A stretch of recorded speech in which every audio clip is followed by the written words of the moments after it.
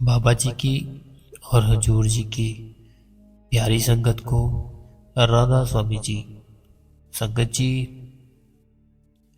बाबा जी ने कहा, एक कोरा कागज लेकर आओ, स्याही लेकर आओ और मोहर लेकर आओ। तो सेवादार ने कोरा कागज दे दिया, स्याही ला कर दे दी और मोहर भी दे दी। और आगे क्या हुआ वो मैं इस वीडियो में आपको लास्ट में बताऊंगा संगत जी। तो जो लोग भी बाबा जी से प्यार करते हैं, हजूर जी से प्यार करते हैं, कृपया हमारे इस चैनल को सब्सक्राइब कर दें और वीडियो में कमेंट बॉक्स में राधा स्वामी लिख दें संगत जी। तो आज की जो सच्ची घटना है वो मैं आपके साथ शेयर करूंगा। तो साकी हम शुरू करते हैं संगत जी। एक व्यक्ति बहुत ही गरीब होता है। उसके पास ना तो घर होता है, ना पहनने के लिए कोई कपड़ा, और ना ही उसके पास कोई पैसा होता है। जहां तक कि उसको खाने का भी जो होता था सिर्फ एक टाइम का ही कहीं से मिलता था, नहीं तो वो भूखा ही रहता था। तो ऐसे ही वो घूमता रहता था। तो हुआ कुछ ऐसे संगत जी कि उसके कानों में ना सत्संग की आवाज पड़ी। कोई सेंटर था तो वहां पे सत्संग हो रहा था। तो वो जो व्यक्ति था उसे अच्छा लगा सत्संग सुन के, वो वहां पे चला गया सेंटर पे और उसने सत्संग सुनना शुरू कर दिया। धीरे धीरे उसको डेरे का पता चला, फिर वो डेरे में आना शुरू हो गया। तो संगत जी हुआ कुछ ऐसे कि उसकी जो लाइफ थी वो चेंज होने लग गई। तो उसने काफी सेवा करनी शुरू कर दी और वो ज्यादा समय वहीं पे बताने लग गया अपना, क्योंकि उसके पास कोई था ही नहीं और ना ही उसकी कोई घर था, ना उसके पास कोई पैसे थे। तो वहीं पे रहने लग गया वो। तो उसने क्या किया, उसने डिसाइड किया कि मैं अभी नाम ना लूंगा। तो संगत जी वो नाम ना ले लेता है बाबा जी से। ये काफी टाइम पुरानी बात है, तब संगत इतनी नहीं थी। तो उसने क्या किया, नामदा ले लिया। जब नामदा लिया तो उसकी जो किस्मत थी वो धीरे धीरे चेंज होने लग गई। वो भजन सिमरन पर बैठने लग गया। तो उसको धीरे धीरे सब कुछ उसका अच्छा होने लग गया। तो हुआ कुछ ऐसे कि उसने सोचा कि मैं बाबा जी के सामने ना ये जरूर पूछूंगा कि बाबा जी ये क्या हुआ और मेरे साथ ऐसा क्यों हुआ। तो हुआ संगत जी कुछ ऐसे कि उसके सामने बाबा जी आ जाते हैं। जैसे वो सेवा कर रहा होता है, कहीं सेवा कर रहा होता है, तो बाबा जी आते हैं वहां पे। तो वो चला जाता है बाबा जी के पास। तो वो कहता है कि बाबा जी मैंने एक सवाल पूछना है आपसे, तो अगर आपको ठीक लगे तो मेरे को आंसर दे देना प्लीज। तो बाबा जी कहते हैं ठीक है, बताओ क्या पूछना है। तो संगत जी वो व्यक्ति कहता है कि बाबा जी जो मेरी किस्मत थी ना पहले बहुत ही ज्यादा खराब थी। तो मेरे पास खाने के लिए भी कुछ नहीं होता था। मैं कई बार तो भूखा ही सोता था। फिर मेरे को घूमते घूमते कहीं सत्संग की आवाज मेरे कानों में पड़ी, तो मैंने यहाँ आना शुरू कर दिया। तो अब जो मेरी किस्मत है वो बिल्कुल ही चेंज ही हो गई है। तो ये कैसे होता है? क्या ये मेरे पिछले कर्मों की वजह से है, या मैंने कुछ इस जन्म में कुछ कर्म किए हैं बुरे? तो बाबा जी इसको कहते हैं कि तुम ना पिछले जन्म में एक राजा थे। तो तुम राजा थे पिछले जन्म में, तो तुमने बहुत ही ज्यादा जुल्म किया था लोगों पर। लोगों को इतना तुमने तंग किया, परेशान किया कि लोगों की जो जमीन थी, पैसा था, वो तुम सब कुछ हड़पने लग गए, सब कुछ अपने पास रखने लग गए, मारना शुरू कर दिया तुमने लोगों को, बहुत दुख दिया। ये सब जो है पिछले कर्मों का है, पिछले जन्म का है तुम्हारे, तो ये सब तो तुम्हें भोगना ही पड़ेगा, इसीलिए तुम्हारी ये हालत थी। तो उसने बोला, लेकिन बाबा जी मैं आप जैसे सत्संग सुना, आना शुरू कर दिया, सेवा करनी शुरू कर दी, नाम ना ले लिया, तो मेरी किस्मत चेंज होने लगी। तो अगर जो हमारी किस्मत है, सब कुछ पहले से ही लिखा होता है, तो मैंने अगर इतना बुरा किया सबके साथ, तो फिर मेरी किस्मत चेंज कैसे हो गई? तो बाबा जी हंसने लग गए। तो बाबा जी ने एक सेवादार को बोला कि एक कोरा कागज लेके आओ, एक स्याही लेकर आओ और एक मोहर लेकर आओ। और सेवादार जाते हैं, थोड़ी ही देर में वो सब कुछ ले आते हैं जो भी बाबा जी ने कहा था उनको। एक स्याही लेकर आओ, एक कोरा कागज और एक मोहर लेकर आओ। तो वो जो व्यक्ति था, बाबा जी उसको मोहर दिखाते हैं और कोरा कागज दिखाते हैं।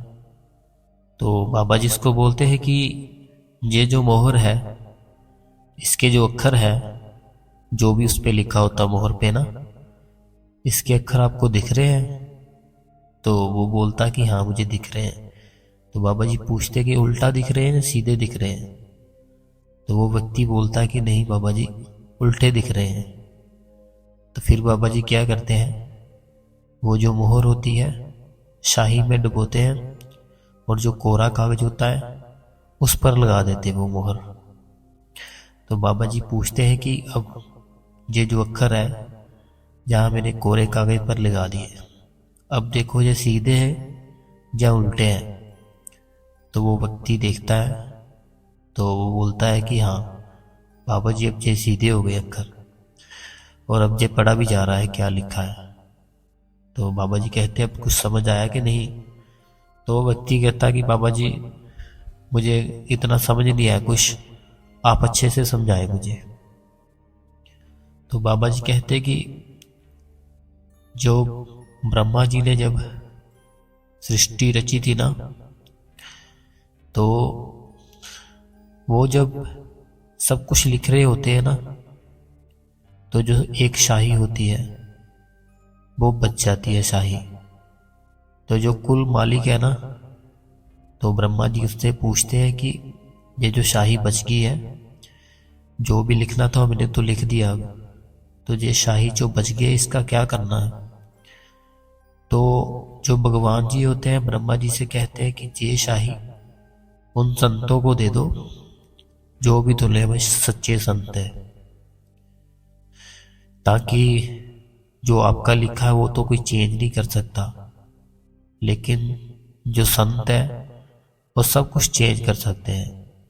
तो अगर वो चेंज कर सकते हैं तो इस शाही से वो किसी के भी कर्म नए लिख सकते हैं, जो भी उनको ठीक लगे। तो वो बोलते हैं बाबा जी की जो संत होते हैं उनके पास ये शाही होती है, और वो जो भी चाहे वो लिख सकते हैं।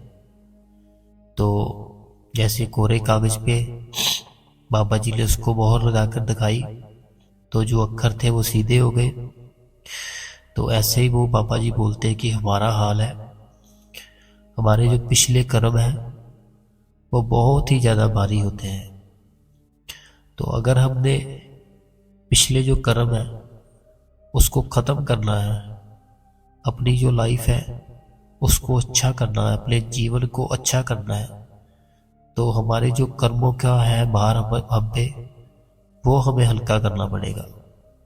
हमें भी पहले कोरा कागज भरना पड़ेगा।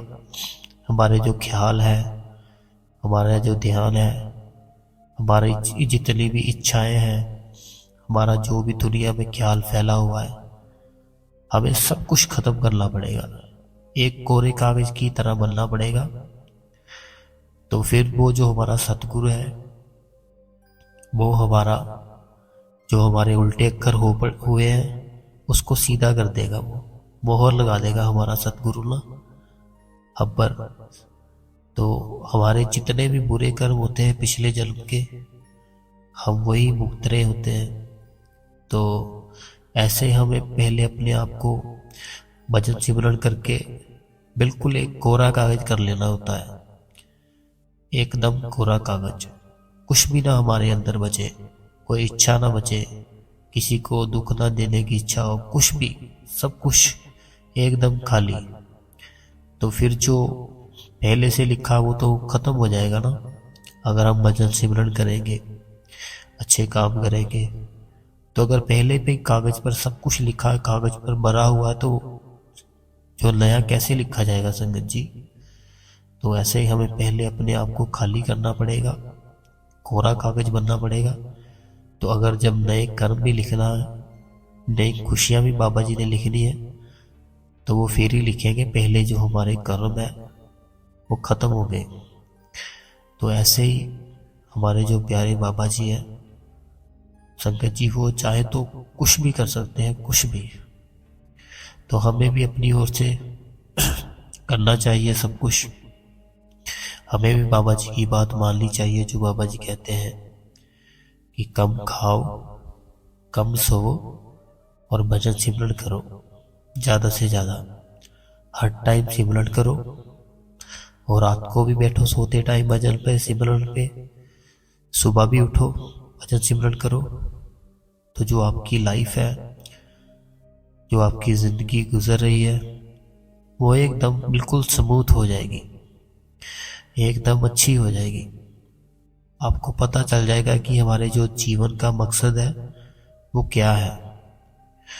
तो संगत जी, मैं आपको एक बार फिर से यही कहना चाहता हूँ कि अपने घर में 2 टाइम सत्संग जरूर लगाए। जिसके पास मोबाइल है मोबाइल में लगा दे, जिसके पास टीवी है टीवी में लगाए। 2 टाइम बाबा जी का सत्संग जरूर लगाए, ताकि घर में माहौल है जो वो हर टाइम अच्छा रहे। और जो हमारे पास बच्चे हैं जिनके, वो जब भी सत्संग में जाए, सेवा में जाए, उनको साथ जरूर लेकर जाए, ताकि उनका जो ध्यान है शुरू से ही लगना शुरू हो जाए।